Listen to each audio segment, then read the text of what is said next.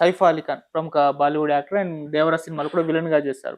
So ఇవాళ మార్నింగే అతని పైన ఒక దుండగుడు దాడి చేయడం, 6 కత్తిపోట్లు, సీరియస్‌నెస్ గా ఉండడం, తర్వాత సర్జరీ వర్కౌట్ అయ్యి ఇప్పుడు ఆయన సేఫ్ గా ఉన్నట్టు కూడా అనౌన్స్ చేస్తారు. అసలు ఏం జరిగింది అని చెప్పేసి ఒక చర్చ అయితే జరుగుతుంది. సో మీకున్న ఇన్ఫర్మేషన్ ప్రకారం అసలు ఏం ఇప్పుడు జరిగింది మనకున్న దాని ప్రకారం ఒకటండి, హ్మ్. ఆయన ముందే బెదిరింపు కాల్స్ వచ్చాయి. ఓకే. ఆయనకు ఆ బెదిరింపు కాల్స్ బాంద్రా పోలీసులు, హ్మ్. మరి అంత హై సెక్యూరిటీ జోను, మళ్ళీ వివిఐపి జోను, మరి 7వ ఫ్లోర్‌కి వెళ్ళి ఎలాగ సెక్యూరిటీలు అందరినీ తప్పించుకొని ఆ వ్యక్తి ఎలాగెళ్ళాడు. దొంగతనం అంటే నేను నమ్మట్లేదు కానీ హ్మ్. ఏదో సంథింగ్ ఆ వ్యక్తిని మట్టిపెట్టడానికో, సైఫ్ అలీ ఖాన్ మీద అటాక్ చేసి చంపడానికో ఏదో ప్రయత్నం మాత్రం జరిగింది అనుకుంటున్నా. ఇన్వెస్టిగేషన్ నడుస్తుంది. హ్మ్. కానీ దొంగతనానికి వెళ్ళి అన్ని పోట్లు పొడిచాడు అంటే అది నమ్మసక్యంగా లేదు. అవును. కనుక ఆ అటాక్ అనేది ఏదో సంథింగ్ సీరియస్‌నెస్ అటాక్ జరిగింది. కనుక పోలీసుల వైఫల్యం, గవర్నమెంట్ వైఫల్యం కనబడుతుంది. మహారాష్ట్ర బీజేపీ గవర్నమెంట్ ఆ వైఫల్యం కనబడుతుంది. హ్మ్. ఎందుకంటే సల్మాన్ ఖాన్‌కి అటాక్ జరిగింది మొన్న. హ్మ్. సల్మాన్ ఖాన్ దగ్గర మన ఎన్‌సీపీ నేత చనిపోయాడు. అవును. ఇలా ఎన్ని జరుగుతున్నా కూడా మహారాష్ట్రలో మళ్ళా ఉగ్ర రూపంలో పగడిప్పిందని చెప్పొచ్చు. హ్మ్. ఎందుకంటే ఉగ్రవాదులు అటాక్ అవుతున్నారా? లేపోతే లా అండ్ ఆర్డర్ అదుపు తప్పుతుందా?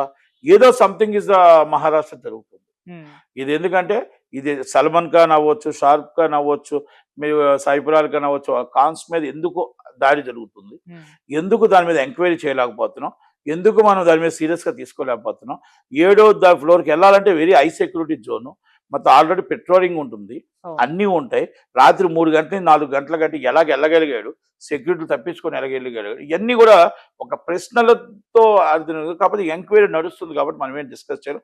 మనిషి ప్రాణాపాయం తప్పింది.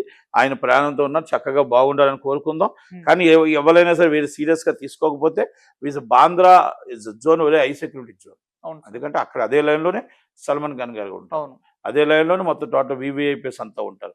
కనుక మనం అక్కడే సెక్యూరిటీ లేకపోతే సామాన్యులకు సెక్యూరిటీ ఏంటి? హ్మ్. ఇది వెరీ సీరియస్‌లీ. కనుక దాన్ని మన పోలీసులు మరి వైఫల్యం ఏంటి? బీజేపీ వైఫల్యం. ఓకే.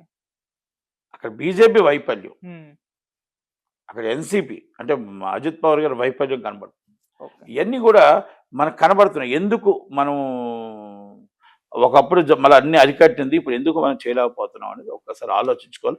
ఫడ్నవీస్ గారు కూడా వేరే సీరియస్‌గా తీసుకోవాలా? హ్మ్. మోడీ గారు కూడా దీని మీద సీరియస్‌గా, అమిత్ షా గారు కూడా సీరియస్‌గా తీసుకోకపోతే కష్టం అనేది నా ఉద్దేశం.